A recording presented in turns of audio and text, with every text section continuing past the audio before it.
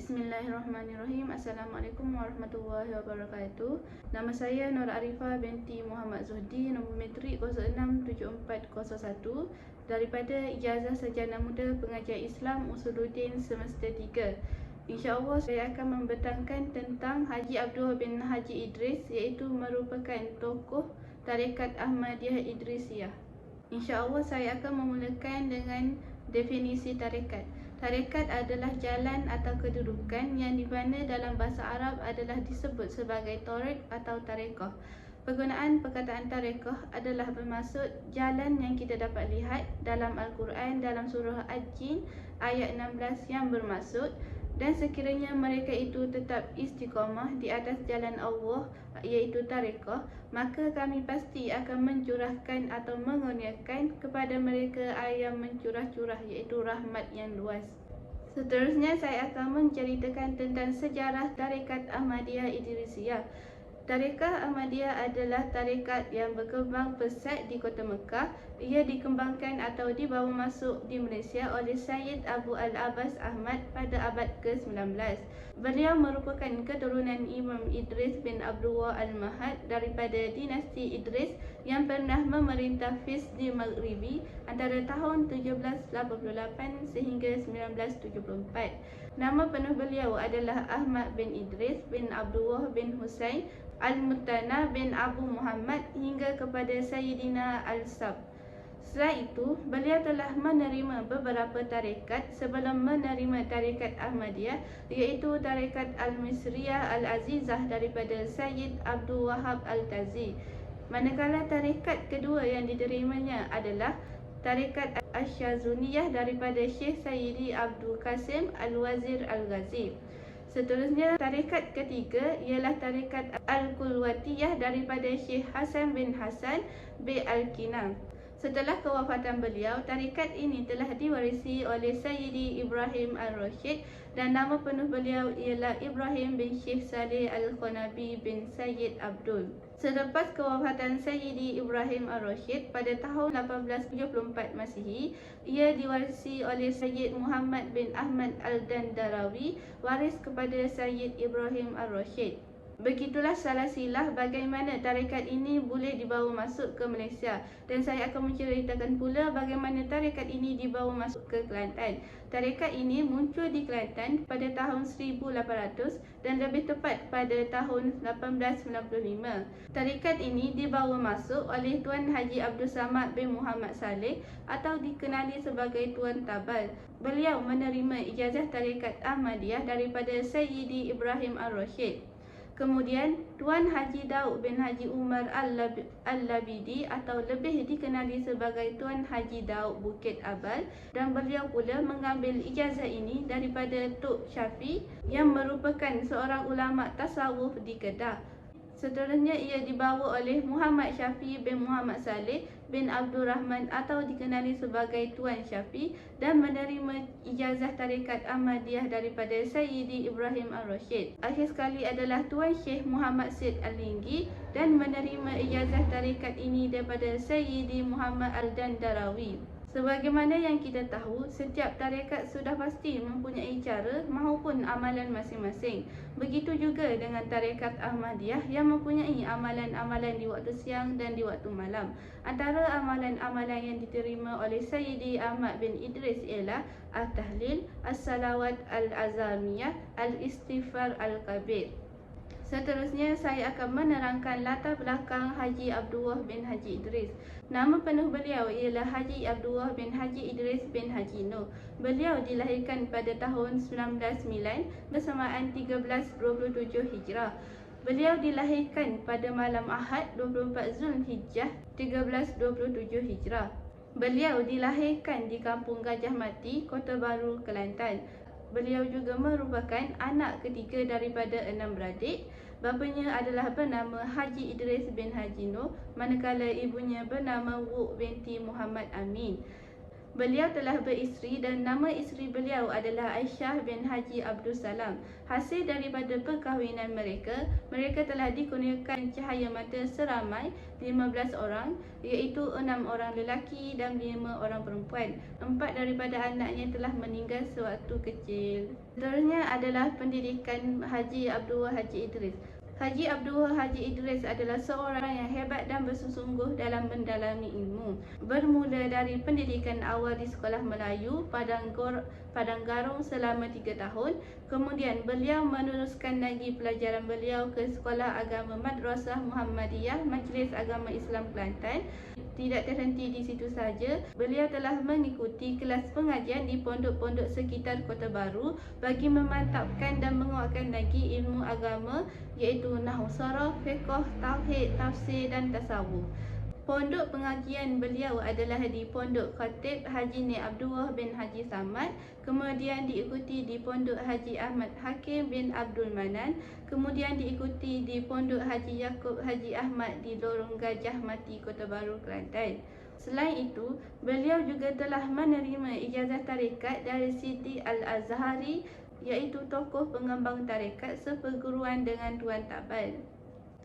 Seterusnya adalah para guru dan murid. Antara guru yang pernah mengajar beliau di Sekolah Padang Garung dan Pondok ialah Tok Khatib Haji Nik Abdullah bin Haji Abdul Samad, Haji Ahmad Manan, Haji Yaakob Haji Ahmad Gajah Mati, Haji Abdul Salam Muhammad dan akhir sekali Haji Cik Min. Untuk pengetahuan, rumah beliau selalu dihadiri oleh pengamal tarekat sama ada kenalan lama yang sezaman dengan beliau atau peramal-pengamal tarekat dari kalangan pengikut meruanya. Selain itu, beliau juga dikunjungi oleh beberapa tokoh ulama dan antara murid beliau adalah Haji Syuib Haji Daud, Haji Wan Abdul Razak, Haji Uthman, Haji Nikmat Jakan, Nik Sulaiman, Haji Umar Janggut, Ustaz Haji Yahya Abdul Salam dan Datuk Haji Ismail Yusof. Dalam kerjaya kehidupan beliau telah pernah mendapat jawatan dan ditugaskan sebagai pembantu dalam kerja-kerja penyuntingan dan penyebaran buku-buku yang dihasilkan oleh Datuk Perdana Menteri Paduka Raja Nik Muhammad Ismail. Selama beliau berkhidmat sebagai pendamping pembesar, banyak pengalaman yang telah beliau perolehi, lebih-lebih lagi dari segi aspek politik dunia, Arab, Indonesia dan India.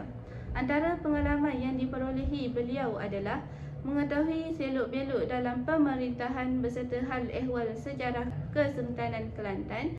Yang kedua adalah mendengar dan memerhati kupasan dan analisis Datuk Perdana tentang percaturan politik antarabangsa ketika itu. Selepas memutuskan untuk berhenti berkhidmat, Haji Abdul Haji Idris telah memutuskan untuk mengikut langkah ayahnya dan abangnya dalam bidang perniagaan. Bidang perniagaan yang beliau ceburi adalah barang-barang keperluan dapur, masakan dan membuat kuih-muih dari bahan-bahan kayu, besi, tembaga, kaca dan logam. Perniagaan beliau bermula di sebuah rumah kedai yang terletak bersebelahan Pasar Besar Kota Baru. Selain itu, beliau telah terkenal sebagai saudagar kayu yang suka memberi derma bantuan dan juga sering mendapat undangan ke majlis-majlis kerajaan rasmi di sekitar Kota Baru.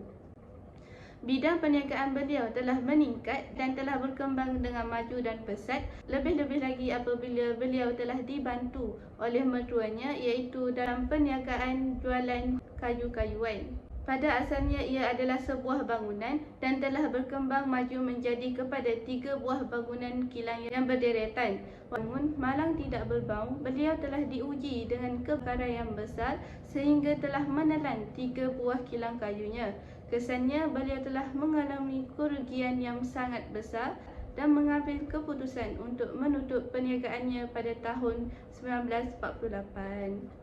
Setelah itu, beliau telah menekadkan diri untuk mengabdikan diri kepada perjuangan jihad an-nafs pada ketika beliau berusia 39 tahun.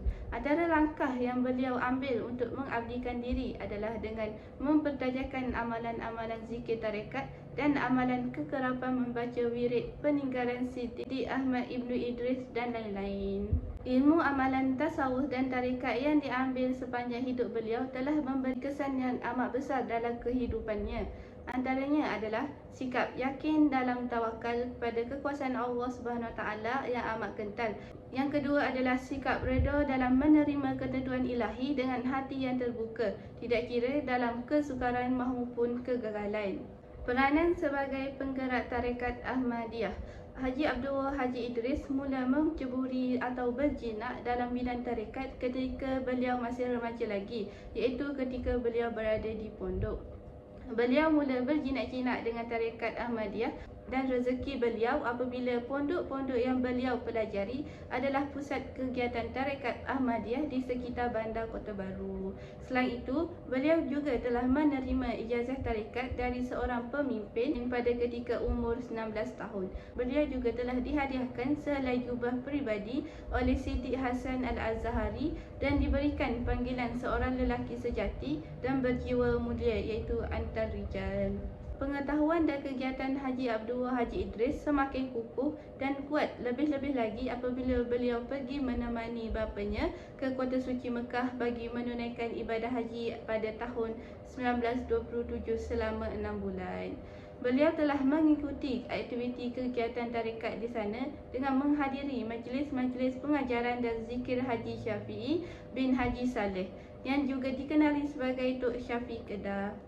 Orang mula mengesan kehadiran beliau apabila beliau telah mengambil langkah dalam membantu mertuanya di belakang tabir pada tahun 1934. Antara perkara yang dilakukan oleh beliau adalah mengurus pelbagai masalah tentang hal-hal dalaman kumpulan tarekat, melancarkan pelaksanaan majlis-majlis zikir tarekat dan majlis perkumpulan tarekat. Selepas kematian mertuanya, beliau tetap memberi layanan yang baik terhadap ikhwan-ikhwan yang datang menemui beliau sebagai kunjungan hormat atau membawa hajat. Aurat Al-Awliya adalah merupakan sebuah risalah yang terhasil atas usaha gigih beliau yang dibantu oleh adik ipar beliau, iaitu Ustaz Yahya Haji Abdul Salam dan juga seorang murabbi di Mahad Muhammadi. Seterusnya adalah temu bual. Bagi mengukuhkan lagi pemahaman saya tentang tarekat, saya telah menemu bual seorang tokoh tarekat Idrusiyah Alawiyah, iaitu Syekh Muhammad Hafiz bin Syekh Umar. Daripada temu bual itu, saya dapat memahami kepentingan bertarekat. Salah satunya adalah untuk menghilangkan keakuan dalam diri, dan saya juga dapat mengetahui perasaan yang timbul apabila bertarekat. Dan yang paling penting sekali adalah saya dapat mengetahui adakah tarekat itu betul atau tidak. Sebagaimana kata Syekh Muhammad Hafiz bin Umar, untuk mengetahui tarekat itu betul atau tidak, kita perlu tengok kepada sanad dia, daripada siapa sambungan dia, atau kita juga boleh memastikannya di majlis fatwa. Akhir sekali, kesimpulannya adalah tarekat adalah merupakan ajaran Islam atau jalan yang mendekatkan diri kita kepada Allah Subhanahu Taala. Selain itu, amalan tarekat tidak boleh dibenci kerana sesiapa yang membenci dan mengingkari ia adalah merupakan ciri sifat dan sikap orang kafir. Hal ini kerana orang kafir sememangnya tidak menerima dan menolak ajaran ilmu tarekat. Sekian saja daripada saya. Terima kasih.